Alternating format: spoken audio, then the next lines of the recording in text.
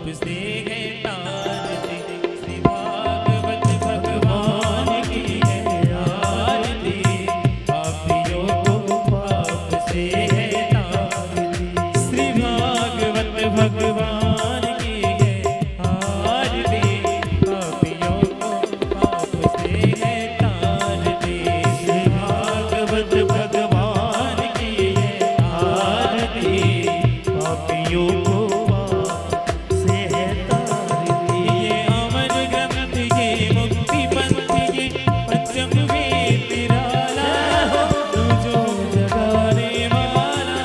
ये अमर ग्रंथ ये मुक्ति पंथ ये पंचम वेद निराला, तुझो जगाने वाला। हरि नाम की हरि ध्यान यही, हरि नाम यही हरि ध्यान यही, हरि नाम यही हरि ध्यान यही, नाम यही हरि ध्यान यही, जग के मंगल की आरती, पापियों को पाप से है तारती, श्री भागवत भगवान की है आरती, पापियों को पाप से है तारती। ये शांति गीत पावन धुनी पापों को मिटाने वाला, हरि दर्श कराने वाला। ये शांति गीत पावन धुनी पापों को मिटाने वाला, हरि दर्श कराने वाला। ये शांति गीत पावन धुनी पापों को मिटाने वाला, हरि दर्श कराने वाला। ये शांति गीत पावन धुनी पापों को मिटाने वाला, हरि दर्श कराने वाला। ये सुख करनी ये दुख हरनी, ये सुख करनी ये दुख हरनी, ये सुख करनी ये दुख हरनी, ये सुख करनी ये दुख हरनी, श्री मधुसूदन की आरती, पापियों को पाप से है तारती, श्री भागवत भगवान की है आरती, पापियों को पाप से है तारती। ये मधुर बोल भगवंत को सतमार्ग दिखाने वाला, बिगड़ी को बनाने वाला। ये मधुर बोल सतपंथ को सतमार्ग दिखाने वाला, बिगड़ी को बनाने वाला। श्री राम की घनश्याम की, श्री राम की घनश्याम यही, श्री राम की घनश्याम की, श्री राम की घनश्याम यही, प्रभु की महिमा की आरती, पापियों को पाप से है तारती, श्री भागवत भगवान की है आरती, पापियों को पाप से है तारती। ये श्री भागवत भगवान की है आरती, पापियों को पाप से है तारती। कर्पूर गौरम करुणावतारम संसार सारम भुजगेन्द्रहारम सदा वसंतं हृदयारविन्दे भवं भवानी सहितं नमामि। त्वमेव माता च पिता त्वमेव, त्वमेव बन्धु च सखा त्वमेव, त्वमेव विद्याद्रविणं त्वमेव, त्वमेव सर्वं मम देवते। श्री कृष्ण गोविंद हरे मुरारी, हे नाथ नारायण वासुदेव। श्री कृष्ण गोविंद हरे मुरारी, हे नाथ नारायण वासुदेव। बोलिए सच्चिदानंद भगवान की जय हो, श्रीमद्भागवत महापुराण की जय हो, व्यास भगवान की जय हो, वेद भगवान की जय हो, सत्य सनातन धर्म की जय हो। हर हर महादेव। हरि ओम नमः परमहंसा स्वादित चरण कमल चिन्मकरंदाय भक्त जनमानस निवासाय श्री रामचंद्राय श्री हनुमते नमः, श्री गणेशाय नमः, श्री सरस्वत्यै नमः। अस्मद्गुरुभ्यो नमः। वागीशाद्याशु मनसः सर्वार्थानामुपक्रमे यं नत्वा कृतकृत्या स्युः तं नमामि गजाननम्। सर्वमङ्गलमाङ्गल्ये शिवे सर्वार्थसाधिके शरण्ये त्र्यम्बिके गौरी नारायणि नमोऽस्तुते। मूकं करोति वाचालं पङ्गुं लङ्घयते गिरिं यत्कृपातमहं वन्दे परमानन्दमाधवम्। श्रीरामं रामानुजं सीतां भरतं भरतानुजं सुग्रीवं वायुसूनुं च प्रणमामि पुनः पुनः। प्रणमामि पुनः पुनः प्रणमामि पुनः पुनः। कान्तिस्सितामृषतनन्दतसारदेन्दो यत्रैकतो विलसितामसिताङ्गशोभाम्। श्रीवृन्दावनेऽपि कृत्यामुनिदाङ्गसङ्गम् श्रीराधामुकुन्दयुगलं तदहं नमामि। वागीशायस्य वदने लक्ष्मीः यस्य च वक्षसि यस्यास्ते हृदये संवित्तं नृसिंहमहं भजे। योऽन्तःप्रविश्य मम वाचमिमां प्रसुप्तां सञ्जीवयत्यखिलशक्तिधरस्वधाम्नाम्। अन्यांश्च हस्तचरणश्रवणत्वगादीन् प्राणान्नमो भगवते पुरुषाय तुभ्यम्। यः स्वानुभावमखिलश्रुतिसारमेकम् अध्यात्मदीपमतितितिर्सतां तमोन्धम्। संसारिणां करुणयाः पुराणगुह्यं तं व्याससूनुमुपयामि गुरुं मुनीनां। नारायणं नमस्कृत्य नरं चैव नरोत्तमं देवीं सरस्वतीं व्यासं ततो जयमुदीरयेत्। श्रीसीतानाथसमारम्भां श्रीरामानन्दार्यमध्यमाम् अस्मदाचार्यपर्यन्तां वन्दे श्रीगुरुपरम्पराम्। वाञ्छाकल्पतरुभ्यश्च कृपासिन्धुभ्यैव च पतितानां पावनेभ्यो वैष्णवेभ्यो नमो नमः। निगमकल्पतरोर्गलितं फलं सुखमुखादमृतद्रवसंयुतं पिबत भागवतं रसमालयम्।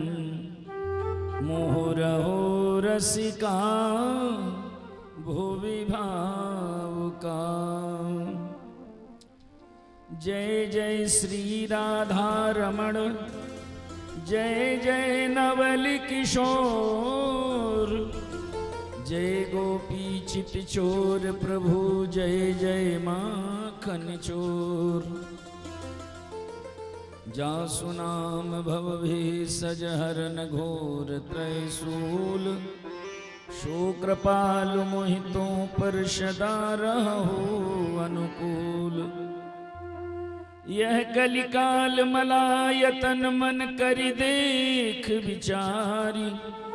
श्री रघुनाथ नाम तज नाहि नयान आधार। लेत सदा सुधि दीन की सहज दया के धाम। जननी जनक हरिदास के प्रभु श्री सीताराम। तुलसी सीताराम रट हिय राखहु विश्वास, कबहू विगरत ना सुने श्री सीताराम जी के दास। श्री गुरु चरण सरोज रज निज मन मुकुर सुधारी, वर्णौ रघुबर विमल यस जो दायक फलचारी। भक्त भक्ति भगवंत गुरु चतुर नाम बपु एक, इनके पद वंदन किए नासहि विघ्न अनेक। अनंत करुणा के सागर भगवान अयोध्यानाथ के हेतु की कृपा से भगवत स्वरूप श्रीमद् भागवत जी की मंगलमयी कथा गोरखपुर के इस पवित्र राउतपार ग्राम में डॉक्टर रविंद्र प्रसाद त्रिपाठी जी के परिवार के प्रयास से, भगवान के आशीर्वाद से, माता पिता एवं पूर्वजों के पुण्य प्रताप से आयोजित है। भगवान की कथा सुनने आए समस्त भाग्यशाली श्रोताजन, श्रद्धामयी माताएं बहनें, नवनिहाल बालक वृंद, अतिथि जन, आचार्य जन एवं सभी हमारे संगीतज्ञ बंधु, सबको जय सियाराम। आइए भगवान का नाम दो बार हम लोग स्मरण करें, फिर कथा श्रवण करेंगे। हरि के चरणों से जिसका संबंध है, हरि के चरणों से जिसका संबंध है, उसे हर घड़ी आनंद ही आनंद है, उसे हर घड़ी आनंद ही आनंद है।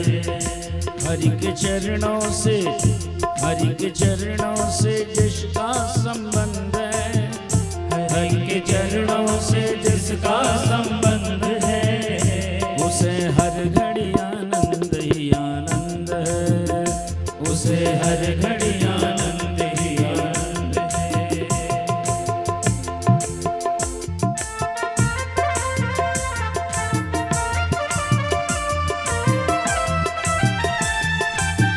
सभी लोग भाव से भगवान का नाम ले, सभी लोग।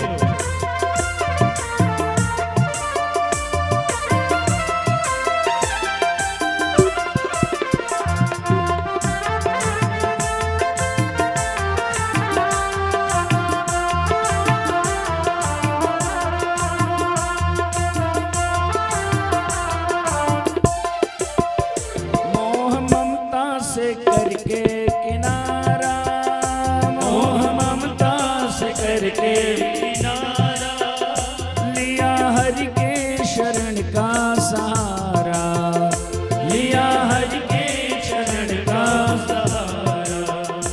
मोह ममता से करके किनारा, मोह ममता से करके किनारा, लिया हरि के चरण का सहारा, लिया हरि के चरण का सहारा।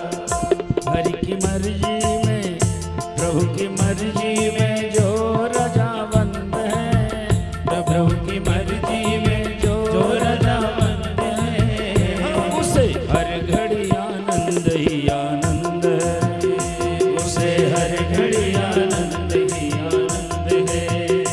हरि के चरणों से, प्रभु के चरणों से जिसका संबंध है, प्रभु के चरणों से जिसका संबंध है, उसे हर घड़ी आनंद ही आनंद है, उसे हर घड़ी आनंद ही आनंद है।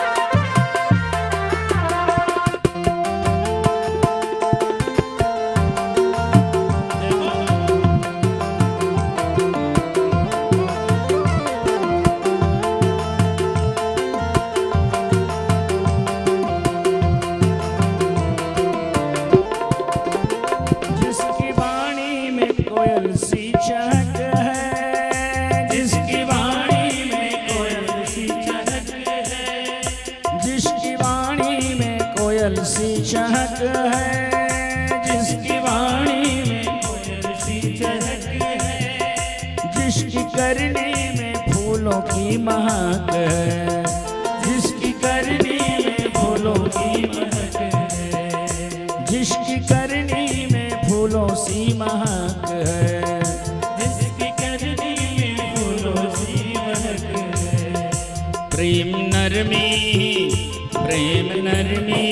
जिसका सुगंध है, प्रेम नरमी जिसका सुगंध है, उसे हर घड़ी आनंद ही आनंद है, उसे हर घड़ी आनंद ही आनंद है।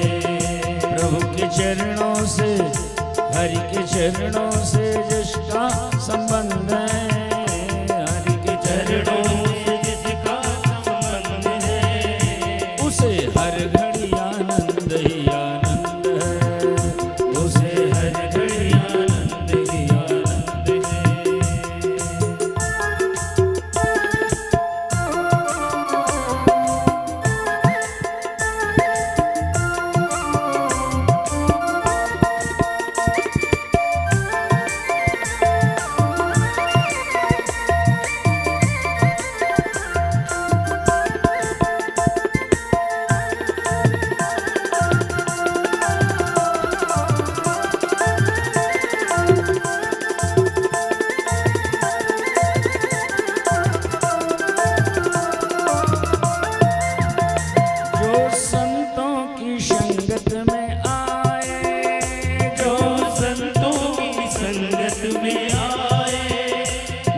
संतों की संगत में आए, जो संतों की संगत में आए, बुरी संगत की रंगत ना भाए, बुरी संगत की रंगत ना भाए, बुरी संगत की रंगत ना भाए, बुरी संगत की रंगत ना भाए। सत्संग ही जिसकी पसंद है, सत्संग ही जिसकी पसंद है, उसे हर घड़ी आनंद ही आनंद है, उसे हर घड़ी आनंद ही आनंद है। हरि के चरणों से, प्रभु के चरणों से जिसका संबंध है, प्रभु के चरणों से जिसका संबंध है, उसे हर घड़ी आनंद ही आनंद है, उसे हर घड़ी आनंद ही आनंद है।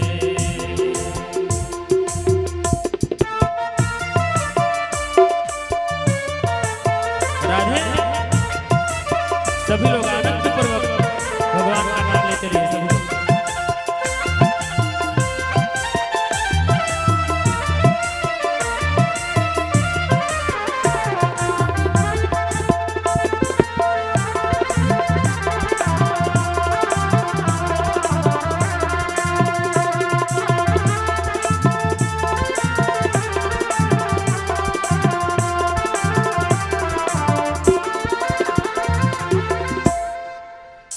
मन के मंदिर में मूरत बसाओ, मन के मंदिर में मूरत बसाओ, मन के मंदिर में मूरत बसाओ, मन के मंदिर में मूरत बसाओ। प्रभु घट घट में झलक दिखाओ, प्रभु घट घट में झलक दिखाओ, प्रभु घट घट में झलक दिखाओ, प्रभु घट घट में झलक दिखाओ। वह तो स्वयं ही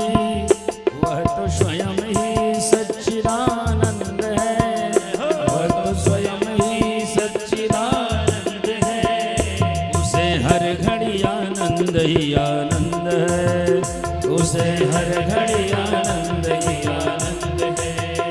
हरि के चरणों से जिसका संबंध है, हरि के चरणों से जिसका संबंध है, उसे हर घड़ी आनंद ही आनंद है, उसे हर घड़ी आनंद ही आनंद है, उसे हर घड़ी आनंद ही आनंद है। राधे राधे गोविंद गोविंद राधे राधे राधे गोविंद गोविंद राधे राधे राधे गोविंद गोविंद राधे राधे राधे गोविंद गोविंद राधे गोविंद राधे गोपाल राधे गोविंद राधे गोपाल राधे गोविंद राधे राधे गोपाल राधे गोविंद राधे राधे गोपाल राधे राधे राधे गोविंद गोविंद राधे राधे राधे गोविंद गोविंद राधे राधे राधे गोविंद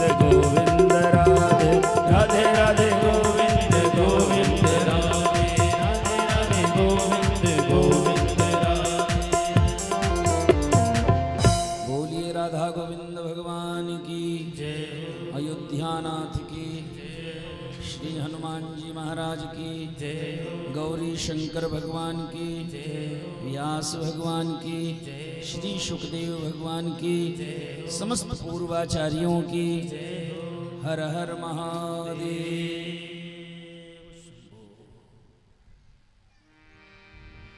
भगवत चरणाम्बुज चंचरी की आशनंदन भगवान श्री सुखदेव जी परम भागवत धर्मात्मा राजा परीक्षित के निवेदन पर श्रीमद् भागवत जी की मंगलमयी कथा गंगा तट पर बैठकर सुनाई। भागवत जी की कथा मृत्यु के भारी भय मिटाकर मानव के मन मस्तिष्क में भक्ति के सुमधुर भाव जगाती है और भाव के माध्यम से जीव संपूर्ण भयों से मुक्त हो जाता है। भय का छूटना ही भव का छूटना है, इसलिए भाव जगा के भव पार उतारना भागवत जी से सहज प्राप्त हो जाता है। आज इस कथा का चतुर्थ दिवस है।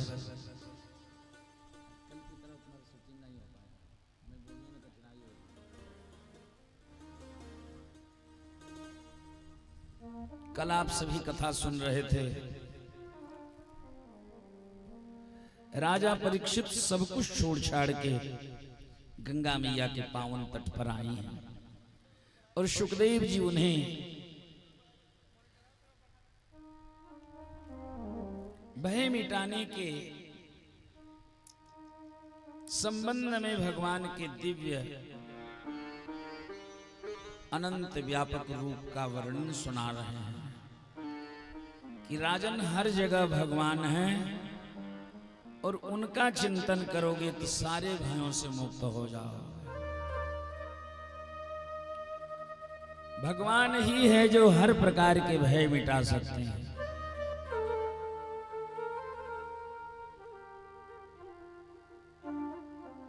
भगवान सुखदेव कहते हैं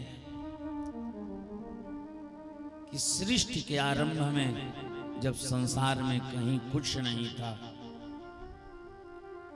उस समय भी संसार में भगवान थे।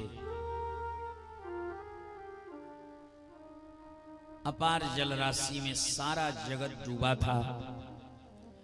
जल के अलावा कहीं कुछ दिख नहीं रहा था,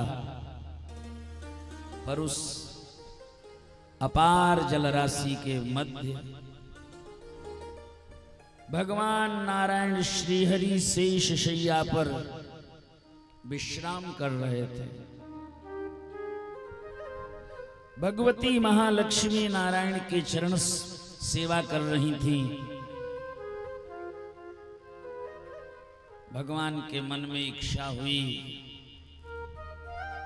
कि जगत की रचना करूं, और संसार के रचना की जब इच्छा भगवान को ही तो उन्होंने अपने नाभि से कमल उत्पन्न किया और उसी कमल पुष्प पर ठाकुर जी ने भगवान ब्रह्मा को प्रकट कर दिया।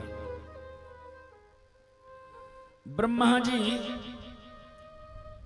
चारों ओर जल ही जल था, कमल पुष्प पर जन्म तो पा गए, पर ब्रह्मा जी सोचने लगे कि मुझे जन्म देने वाला कौन है, कहां छुपा है।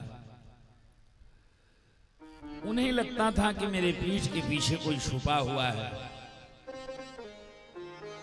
उनके मन में भाव आया कि यदि चारों ओर मेरे आंखें होती तो मुझे जन्म देने वाला छुपता नहीं, हम उसे देख लेते। सो ठाकुर जी ने ब्रह्मा जी को चारों दिशाओं में मुख दे दिया, चारों तरफ आंखें दे दी, और फिर भी ब्रह्मा जी को उनका स्वयं का जन्मदाता दिखाई नहीं दिया। उन्हें लगा कमल पुष्प जहां से उत्पन्न हुआ है वह मेरा जन्मदाता है, लेकिन कमल पुष्प जहां से अंकुरित है वहां तक कैसे पहुंचे? कमल नाल के सहारे जब ब्रह्मा जी अनंत पाताल में भगवान को खोजने के लिए प्रविष्ट हुए, बरसों बीत गए, उस कमल पुष्प का अंत मिला ही नहीं। और मिलता भी कैसे? प्रभु अगाध सतकोटि पताला, भगवान 100 करोड़ पाताल से अधिक अथाह गहरे हैं। एक पाताल का तो आज तक कोई पता नहीं लगा पाया, 100 करोड़ पाताल से अधिक परमात्मा में गहराई है, फिर कौन उस अनंत तक पहुंच पाएगा? इसलिए ब्रह्मा जी वापस लौट आए, अत्यंत दुखी उदास बैठ गए। आकाशवाणी भई, हे ब्रह्मा चिंता मत करो, तप करो।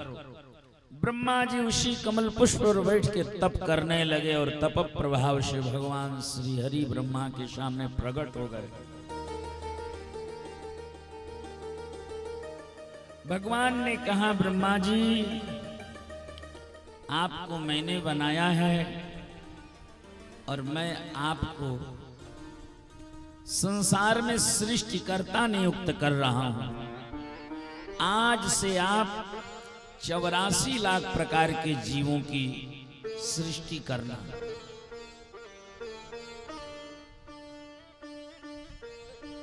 ब्रह्मा जी आश्चर्य में पड़ गए कि मैं कैसे संसार की सृष्टि करूंगा।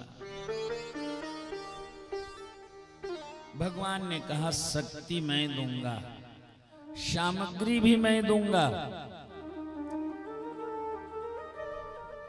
आप तो केवल मेरी शक्ति के माध्यम से, और जो पंच महाभूत का मैं मटेरियल दूंगा, उस पंच तत्व से आप 84 लाख प्रकार के जीवों की रचना करो।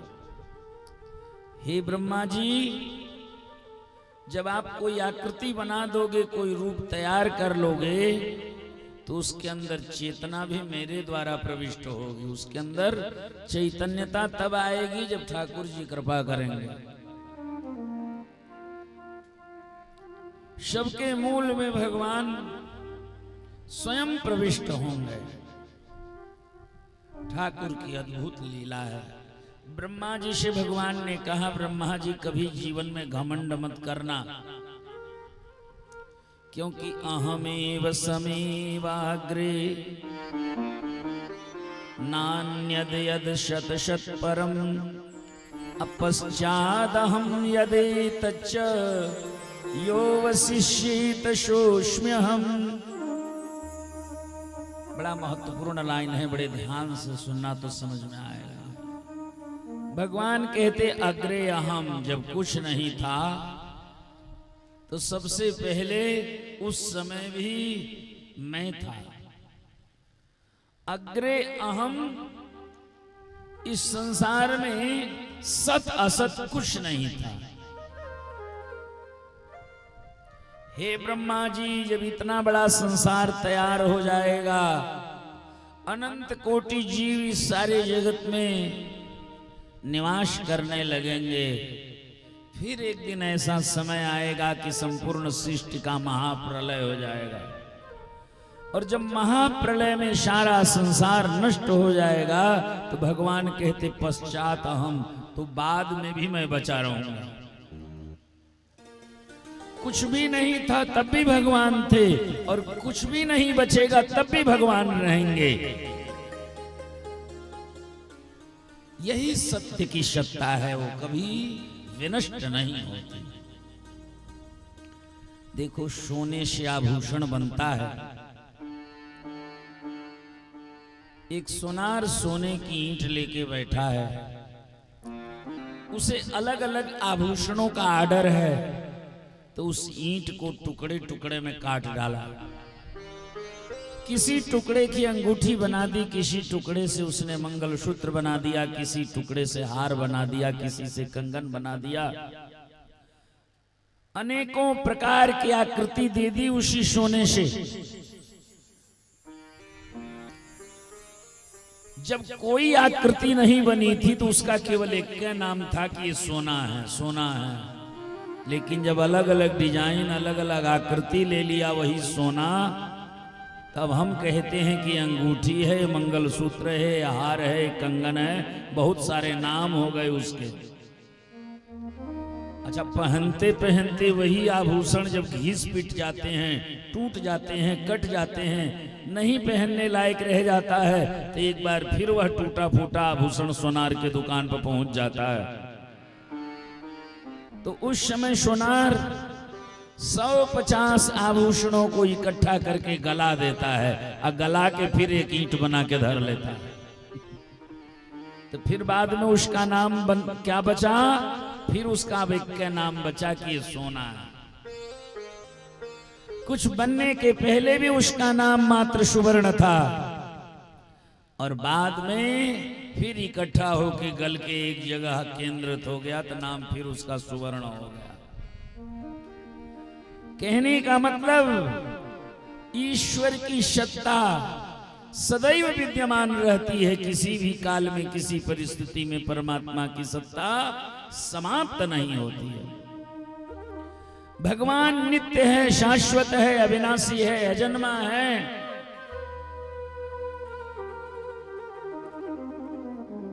बोलिए सच्चिदानंद भगवान की। आज देखिए, संयोग से डॉक्टर साहब रमेश त्रिपाठी जी उपस्थित हैं, भगवान की कथा सुनने आए हैं। बोलिए सच्चिदानंद भगवान की।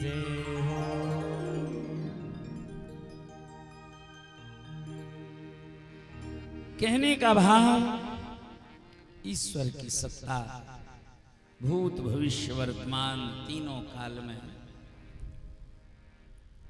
सर्वत्र व्याप्त रहती है। कोई भी कठिनाई भगवान के प्रभाव को कम नहीं कर सकती। अंत में ब्रह्मा जी को भगवान यही समझा रहे हैं कि ब्रह्मा जी, तुम केवल माध्यम हो, करने वाला सब मैं हूं। अब जरा बड़े गौर से सुनना। कुम्हार मिट्टी से बर्तन बनाता है, लेकिन कुम्हार को मिट्टी न मिले तो कोई बर्तन बना पाएगा क्या? कि इसी प्रकार ब्रह्मा जी पंच तत्व से 84 लाख प्रकार की सृष्टि रचते हैं। ये पंच तत्व रूपी जो पंच महाभूत का मटेरियल है, ये भगवान ही सुलभ कराते हैं। ये पृथ्वी, जल, अग्नि, वायु और आकाश, ये जो 5 तत्व हैं, पांचों तत्व परमात्मा का रूप है। भगवान ही मटेरियल हैं, और भगवान ने ही ब्रह्मा को बनाया है, और ब्रह्मा को शक्ति दी है कि मेरी शक्ति से, मेरे मटेरियल से 84 लाख प्रकार की सृष्टि रचना ब्रह्मा जी। और जब आप कोई आकृति, कोई पुतला बना लोगे तो उसके अंदर चेतना मेरी प्रविष्ट होगी। भगवान की चेतना जब जीवात्मा प्रविष्ट होती है, तब ये शरीर बोलता है, हिलता है, डोलता है, चलता है। सारी क्रियाएं भगवान के माध्यम से संचालित होती हैं। ब्रह्मा जी को भगवान यही समझा रहे कि घमंड किसी समय में मत पालना। अच्छा, ब्रह्मा जी घमंड पाले भी तो किस चीज का?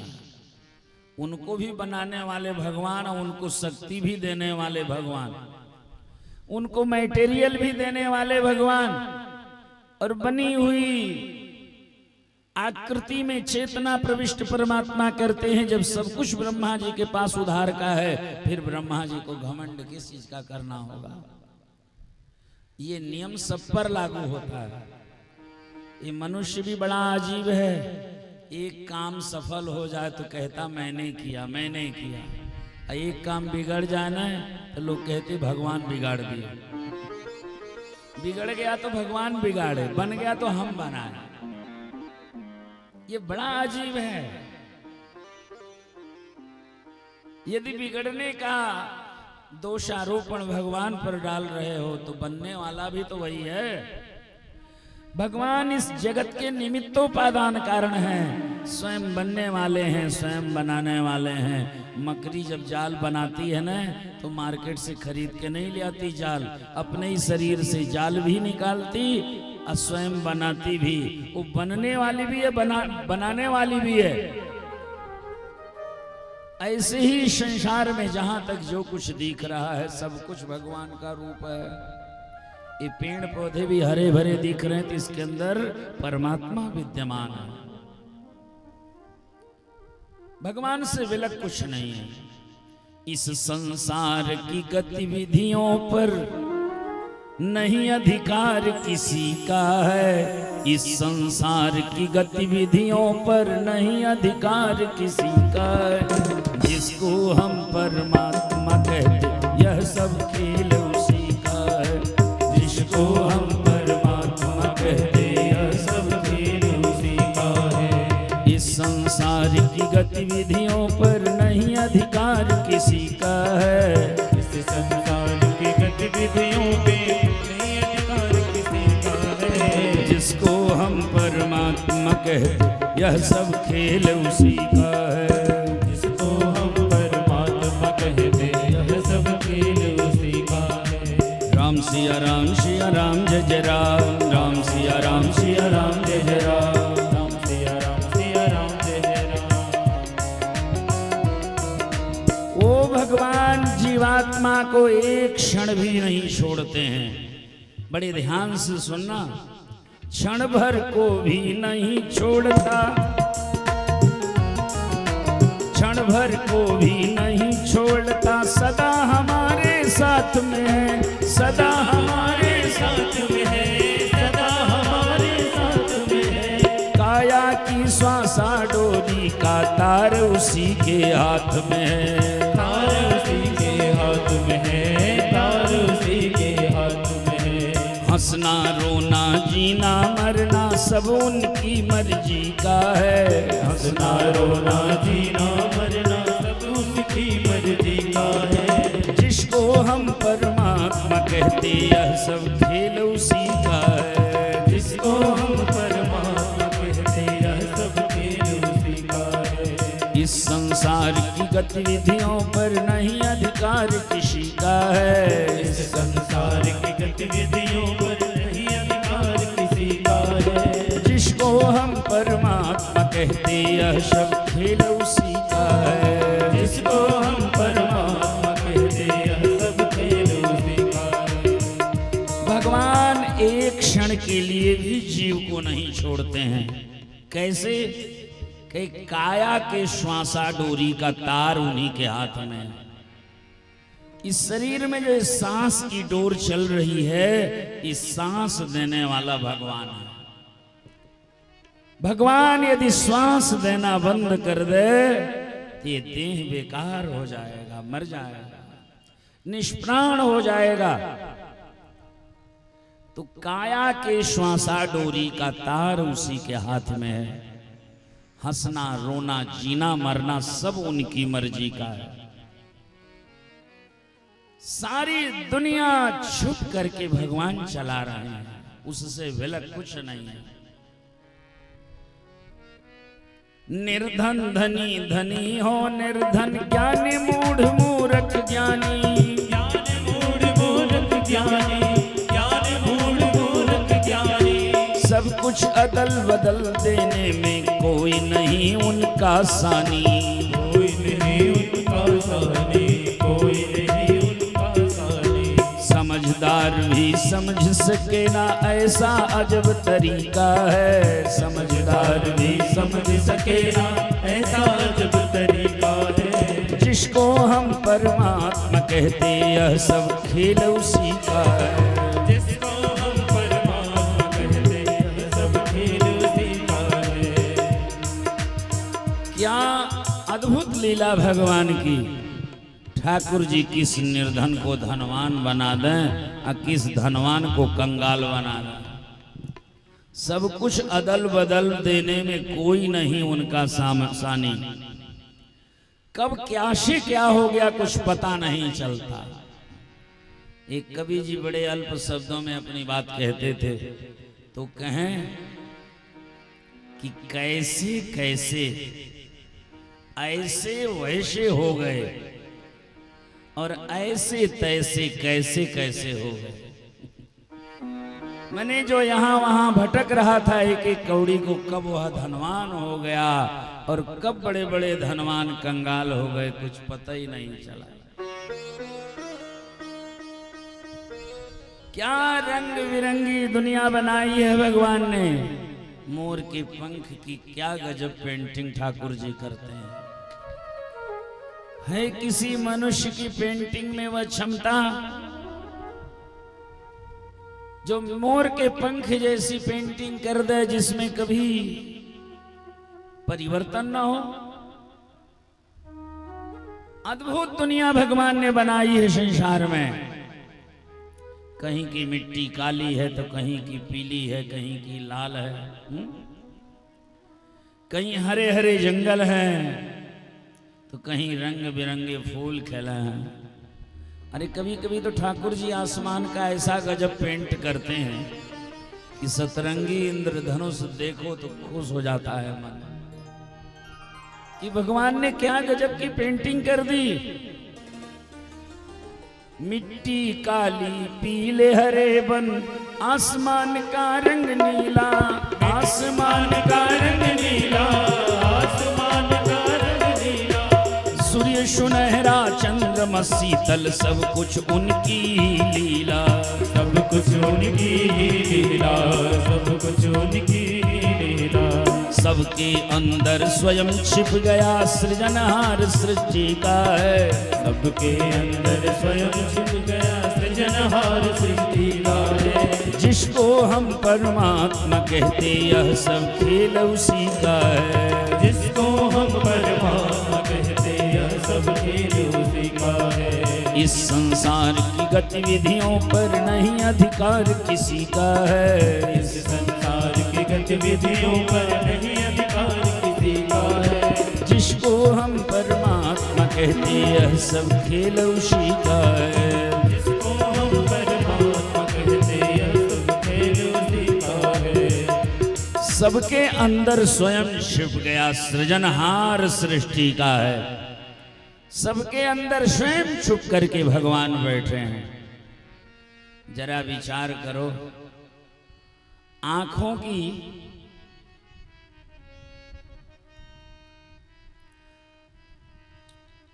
आंखों के जंगले से भगवान सारी दुनिया देख लेते हैं और हम कितने विचित्र हैं जो अपने ही अंतरात्मा में बैठे भगवान को नहीं देख पाते हैं। मानव जन आनंद अगर सुख चाहो तो मानो शिक्षा, तज अभिमान मिला दो हरि की इच्छा में अपनी इच्छा। यही भक्ति का भाव है प्यारे, यही सूत्र मुक्ति का है। जिसको हम परमात्मा कहते यह सब खेल उसी का है। अंतिम बात बड़ी महत्वपूर्ण कही कि तज अभिमान मिला दो प्रभु की इच्छा में अपनी इच्छा। भगवान की इच्छा में अपनी इच्छा मिला दो। यही भक्ति का सूत्र है, यही मुक्ति का साधन है। सब कुछ करने वाला भगवान है इस संसार में। राम कीन चाहें सोई होई। ब्रह्मा जी भगवान की आज्ञा सिरोधार्य कर लिए और श्री ब्रह्मा जी जब सृष्टि का विस्तार आरंभ किए तो सबसे पहले ब्रह्मा जी सनक सनंदन सनातन सनत कुमार इन 4 ऋषियों को उत्पन्न किया ब्रह्मा जी ने मानसिक सृष्टि के माध्यम से। और फिर ब्रह्मा जी ने रुद्र को उत्पन्न किया। बोलिए शंकर भगवान की जय हो। रुद्र देवता से कहा कि आप सृष्टि का विस्तार करो। महादेव जी भूत प्रेतों की सृष्टि की। ब्रह्मा जी चारों ओर जब भूत ही भूत दिखाई देने लगे तो कहे अलम प्रजा भी श्रेष्ठा भी, कि हे महादेव जी रुद्र देवता अलम बश करो, इस सृष्टि की आवश्यकता नहीं है। फिर ब्रह्मा जी मरीचि अत्रि कश्यप अंगिरा पुलह क्रतु आदि ऋषियों को उत्पन्न किया और उनसे कहा कि अब आप सब सृष्टि के विस्तार में हमारा सहयोग करें। इन ऋषियों ने ब्रह्मा जी की सहायता की। ब्रह्मा जी ने अपनी वाणी से मां सरस्वती को उत्पन्न किया, अपनी छाया से ऋषि कर्दम को उत्पन्न किया और फिर दाहिने अंग से पुरुष को प्रकट किया, वामांग से एक स्त्री को, और यही मनु और शत्रुपा के नाम से विख्यात हुआ। मनु शत्रुपा को आज्ञा दी कि आप मृत्यु लोक में जाओ और सृष्टि के विस्तार में सहायता करो। स्वयं भुवा मनु अरु सतरूपा, स्वयं भुव मनु अरु सतरूपा, जिनते भई नर सृष्टि अनूपा, जिनके भई नर सृष्टि अनूपा। स्वयं भू मनु शत्रुपा ने नर सृष्टि का विस्तार किया।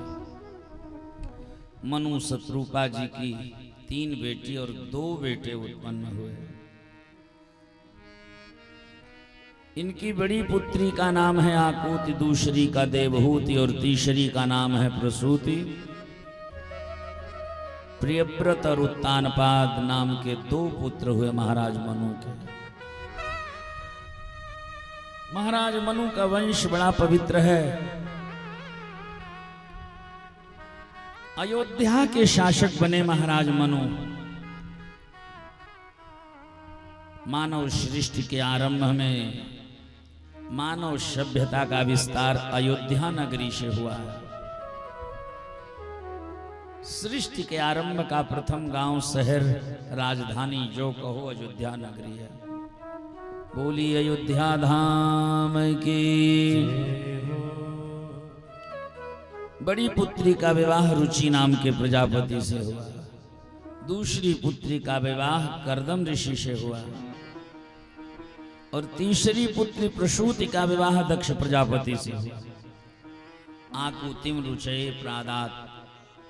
रुचि प्रजापति और आकुति जी दोनों के तप प्रभाव से भगवान यज्ञ नारायण पुत्र रूप में प्राप्त हो गए। बोली यज्ञ नारायण भगवान की जय। दूसरी पुत्री देवहूति जी ऋषि कर्दम की पत्नी हैं। दोनों ने 9 पुत्रियों को जन्म दिया और 9 पुत्रियों के बाद पुत्र बनकर के स्वयं भगवान कपिल रूप में प्रकट हुए। बोलिए श्री कपिल भगवान की जय। और तीसरी पुत्री प्रसूति जी हैं, जिनका विवाह दक्ष प्रजापति से हुआ है। 16 कन्याएं जन्म ली। सबसे छोटी पुत्री के रूप में आदि शक्ति जगत जननी जगदम्बा पराम्बा मां सती प्रकट भई और सती जी का विवाह भगवान देवाधिदेव महादेव जी से हुआ। सोचिए मनुवंश कितना पवित्र है। प्रत्येक पुत्री के गोद में भगवान खेल रहे हैं। इससे बड़ी जीवन की सार्थकता सफलता और क्या हो सकती है। महाराज मनु ने चौथापन आ गया। घर गृहस्थी और प्रपंचों से वैराग्य नहीं हो रहा था, तो महाराज मनु ने निश्चय कर लिया कि अब हम जबरदस्ती घर द्वार प्रपंच छोड़ के वन में तपस्या करने चला जाऊंगा। और ऐसा ही हुआ। बरबसराज सुतहि नृप दीना, बरबसराज सुतहि नृप दीना, बरबसराज सुतहि नृप दीना, बरबसराज सुतहि नृप दीना। नारी समेत गवन वन कीन्हा, नारी समेत गवन वन कीन्हा। पहुँचे जाई धेनुमति तीरा, पहुँचे जाई धेनुमति तीरा। हर्ष नहाने निर्मल नीरा, हर्ष नहाने निर्मल नीरा। महाराज मनु बरबस माने जबरदस्ती बलपूर्वक राजपाट त्याग दिया। एक कथा संकेत देती है कि बुढ़ापा में भी यदि ज्यादा जिम्मेदारी सिर पर हो तो धीरे धीरे उस जिम्मेदारियों से मुक्त होना चाहिए, नहीं तो बुढ़ापा बिगड़ जाएगा। कब तक प्रपंच ढोते रहेंगे।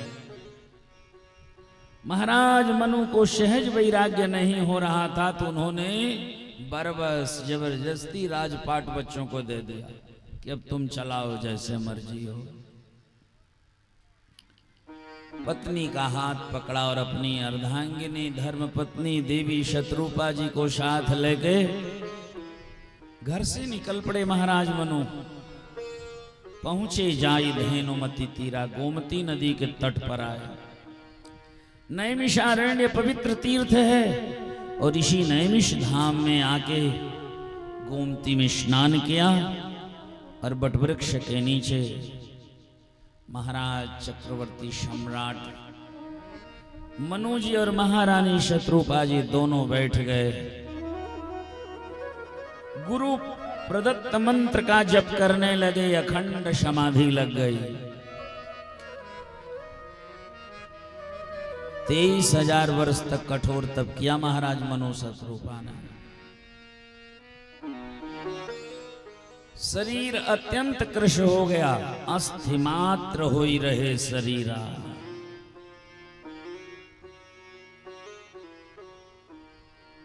महाराज मनु भगवान के चिंतन में एकाग्र बैठे थे, प्रतीक्षा कर रहे थे कि प्रभु कब आओ। लोभ देने के लिए अन्य देवता आए, पर उनके लोभ के चक्कर में पड़े नहीं। महाराज मनु भगवान की प्रतीक्षा करते रहे। अंत में महाराज मनु का कठोर तप देख करके भगवान नारायण श्री हरि पूर्ण ब्रह्म आकाश में प्रकट हो गए। भगवान सामने नहीं आए, आकाशवाणी भई कि हे महाराज मनु क्यों तपस्या कर रहे हो, वर मांगो। मागु मागु वर भई न भवानी, मागु मागु वर भई न भवानी। परम गंभीर कृपामृत सानी, परम गंभीर कृपामृत सानी। मागु मागु वर भई न भवानी, मागु मागु वर भई न भवानी। बाड़ी आकाश बाड़ी भई वर मागो। वाणी परम गंभीर थी, कृपा और अमृत में सनी हुई थी। वो वाणी राजा के कान से ज्यों अंतरात्मा में प्रविष्ट हुई, उस शब्द के सुनने मात्र से राजा का शरीर अत्यंत स्वस्थ हो गया। 23,000 वर्ष पहले जैसे वो अपने घर से आए थे, शरीर उतना स्वस्थ हो गया आकाशवाणी के शब्द सुनने मात्र से। हृष्ट पुष्ट तनु भय सुहाए, मानहु अब ही भवन से आए। श्रवणामृत जे गिरा सुहाई। राजा के शरीर में गजब का परिवर्तन हो गया कि कहां केवल हड्डियों का ढांचा बना था और एकदम हृष्ट पुष्ट हो गए, मानो आज ही घर से आए हो, ऐसी दशा हो गई। महाराज मनु प्रार्थना करने लगे कि जिस मेरे आराध्य मेरे परमात्मा की वाणी ने इतना बड़ा चमत्कार मेरे शरीर में कर दिया, वह भगवान मेरे नजरों के सामने क्यों नहीं आ रहे हैं। तो आकाशवाणी भई कि मैं किस रूप में आऊं। तूने मंत्र का जप किया पर भगवान का स्वरूप निश्चित नहीं किया कि तुम किस रूप में मुझे देखना चाहते हो। भगवान तो जाकी रही भावना जैसी, प्रभु मूर्ति देखी तिन तैसी। भक्त के भावना का आकार भगवान लेते हैं। महाराज मनु, आपने कोई स्वरूप निश्चित नहीं किया कि मैं किस रूप में आपके नजरों के सामने आऊं। तब महाराज मनु ने कहा कि जो भुसुंडी मन मान सहंसा। अरे काकभुसुंडी के मन मंदिर में जिस रूप में निवास करते हो, भगवान महादेव भोलेनाथ के हृदय मंदिर में जिस रूप में रहते हो, हे प्रभु वही रूप लेके मेरे नजरों के सामने आ जाओ। और तब भगवान नील सरोरुह नील मणि नील नीरधर श्याम, लाजहि तन शोभा निरखि कोटि कोटि शतकाम। अरे सैकड़ों करोड़ कामदेव को लज्जित करने वाला दिव्य अनंत सौंदर्य संपन्न रूप लेके भगवान महाराज मनु और महारानी शत्रुपा के सामने प्रकट हो गए। स्वरूप इतना खूबसूरत था, ऐसा मनमोहक था कि दोनों जब टकटकी लगा के देखने लगे तो तृप्ति न मानहि मनु शत्रुपा। उनकी आंखें बंद ही ना हो। मन में ऐसे ब्रह्मानंद की सुखानुभूति हुई कि कब तक देखता रहूं भगवान को। अंत में भगवान ने देखा कि इन्होंने बहुत मेरे स्वरूप का दर्शन कर लिया। तो भगवान कहते सकुच बिहाई मांगो नृप मोहि, सकुच बिहाई मांगो नृप मोहि। हे राजन, संकोच छोड़ के हमसे मांगो। सकुच बिहाय मांगो नृप मोहि, जो मन में हो वह मांग लो। अथवा इसका एक अर्थ और है कि संकुच विहाय मांग नृप मोहि, संकोच छोड़ के हम ही को मांग लो। महाराज मनु सोचने लगे कि भगवान वर देने को कह रहे हैं, कौन सा वर मांगो भगवान से। राजा ने विचार किया कि मैंने तो जीवन भर इस देश पर शासन किया है और शासक के रूप में मैंने अपने प्रजा को पुत्रवत प्यार दिया है। एक राजा अपने जीवन में जो कुछ उपलब्धि हासिल करता है अपने प्रजा के हित में समर्पित कर देता है। राजा ने सोचा आज तक मुझे जो जो उपलब्धि हुई हर उपलब्धि हमने अपने प्रजा को समर्पित कर दिया, परंतु आज भगवत दर्शन का ये दिव्य जो ब्रह्मानंद का सुख है ये अकेले मुझे प्राप्त हो रहा है। कौन सी कोशिश करूं कि मेरी संपूर्ण प्रजा को भी यह भगवान के दिव्य दर्शन का सुख सुलभ हो जाए। सोचो हमारे देश का शासक, हमारे देश का राजा कितना उदार हृदय होता था कि आज भगवान का दर्शन पाया नहीं तो सोचा कि क्या उपाय करूं कि संपूर्ण प्रजा को भी भगवान का दर्शन मिल जाए। एक परोपकारी दयालु राजा संपूर्ण प्रजा को भगवत दर्शन कराने के उद्देश्य से आज पहली बार ठाकुर जी से वरदान मांग रहा है और कहता, चाहूं तुम ही समान सुत, हे प्रभु मैं राजा हूं, मेरे बेटे बन जाओ। मतलब क्या है कि राजा के पुत्र बन जाओगे ना तो संपूर्ण प्रजा को राजपुत्र रूप में आपका दर्शन मिल जाएगा, कोई वंचित नहीं रह जाएगा। जो दर्शन राजा ने 23,000 बरस तपस्या करके पाया है, राजा वह दिव्य दर्शन प्रभु का संपूर्ण जनमात्र को सुलभ कराने के लिए राजा का बेटा बनाने का प्रार्थना कर दिया भगवान से कि मेरे बेटे बन जाओ। भगवान कहते हैं, महाराज ठीक है, एवमस्तु ऐसा ही होगा। आप कहते हो मेरे जैसा बेटा, तो आप सरिस खोजो कहाँ जाई, आप सरिस खोजो कहाँ जाई, आप सरिस खोजो कहाँ जाई, आप सरिस खोजो कहाँ जाई, नृपतो तनय होब मैं आई, नृपतो तनय होब मैं आई, आप सरिस खोजो कहाँ जाई, आप सरिस खोजो कहाँ जाई। अपने जैसा कहाँ खोजने जाऊं, खुदे बेटा बन के आऊंगा। लेकिन हे महाराज थोड़ी प्रतीक्षा करनी पड़ेगी।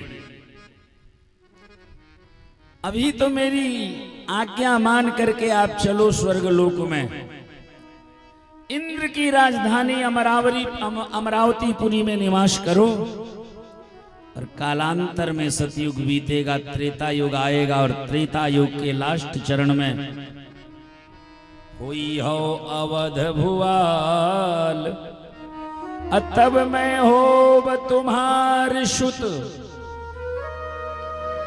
आप एक बार पुनः धरती पर जन्म लोगे त्रेता युग में श्री दशरथ जी महाराज के रूप में, और जब दशरथ कौशल्या बन करके त्रेता युग में आप जन्म लोगे तो तब मैं हो तुम्हार सुत, उस समय आपका बेटा बन करके मैं आऊंगा। इस प्रकार मनु का जीवन किस तरह से भक्ति में संपन्न जीवन है, सराबोर जीवन है। महाराज मनु के पुत्र उत्तानपाद राजा बने। उत्तानपाद राजा की 2 शादियां हुई। बड़ी रानी का नाम सुनीति था, छोटी रानी का नाम सुरुचि था। सुनीति जो बड़ी महारानी थी, बड़ी धर्मात्मा थी, परम पुण्यात्मा थी, नित्य ईश्वर की आराधना किया करती थी, पर छोटी रानी बहुत मनमाना थी। पर राजा छोटी रानी के मोह जाल में फंस गया। रानी ने अपने बस में कर लिया राजा को, और छोटी रानी कहने लगी कि हे महाराज, ये बड़ी रानी बहुत बड़ी अभागिन है, जब तक महलों में रहेगी बेटे का मुंह नहीं देख पाओगे। ये बड़ी तपस्विनी बनती है, पूजा पाठ में इसका ज्यादा मन लगता है, सो बड़ी महारानी को ऋषि मुनियों के बीच में झोपड़ी बना के दे दो, वहीं जाए खूब जप तप करे। राजा ने ऐसा ही किया, ऋषि मुनियों के मध्य कुटिया बना करके बड़ी महारानी को तपस्या के लिए भेज दिया। पर संजोग बड़ा प्रबल है। एक दिन राजा जंगल में शिकार खेलने गए, अत्यंत थक गए। राजा को वन में ही विश्राम की इच्छा हुई। अंधेरा हो गया था। अचानक जब सेवकों को आदेश हुआ कि मैं थक गया हूं, वन में ही विश्राम करना चाहता हूं, मेरे आराम का प्रबंध करो।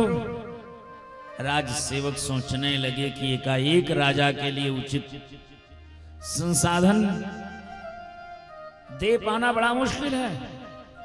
तो चलो इसी वन में ऋषि मुनियों के मध्य बड़ी महारानी की कुटिया है, क्यों न महारानी के ही कुटिया में राजा को वास दे दिया जाए।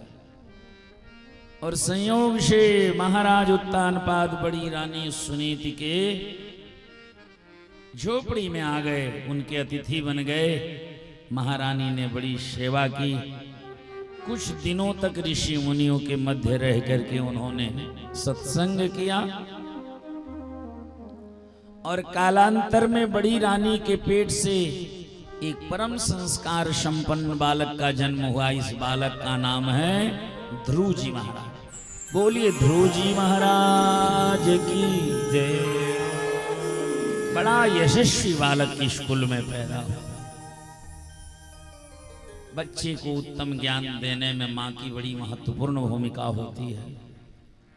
महारानी सुनीति आरंभ से ही अपने बालक को ईश्वर का परम भक्त बनाई।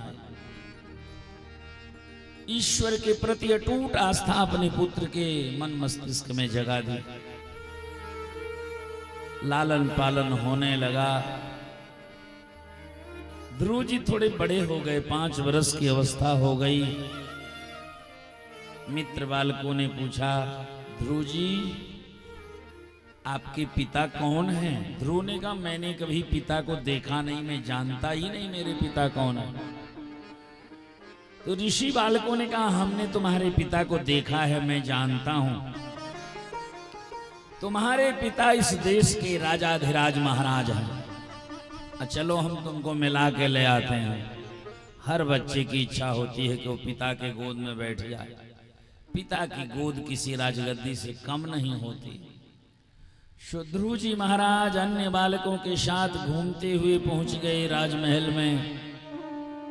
अद्भुत शोभा थी, सोने के महल, उसमें दिव्य सिंहासन।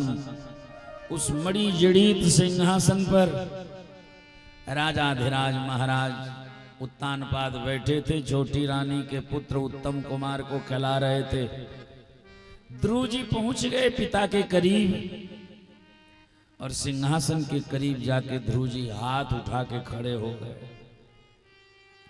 बच्चे जब हाथ उठाते हैं ना, तो उसका एक ही मकसद है कि मुझे गोद में उठा लो। गोद में जाना होता है तो बच्चे हाथ उठाते हैं। माँ बाप समझ जाते हैं कि बच्चा गोद में आना चाह रहा है।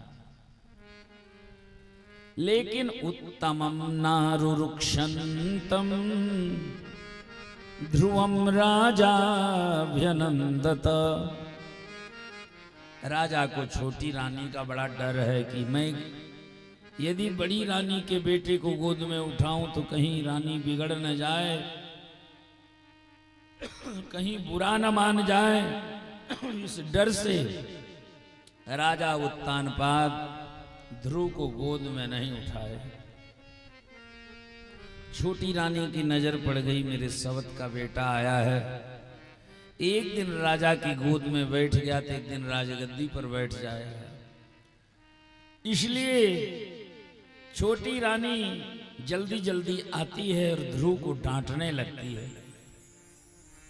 डांट करके कहती है कि तू अभागिन के पेट से पैदा हुआ है, इसलिए तुम्हें राजा के गोद में बैठने का अधिकार नहीं है। ध्रुव जी रोने लगे। सुरुचि ने कहा, यदि राजा के गोद में बैठना चाहते हो तो चले जाओ, घर छोड़ के तपस्या करो, भगवान खुश हो जाएं।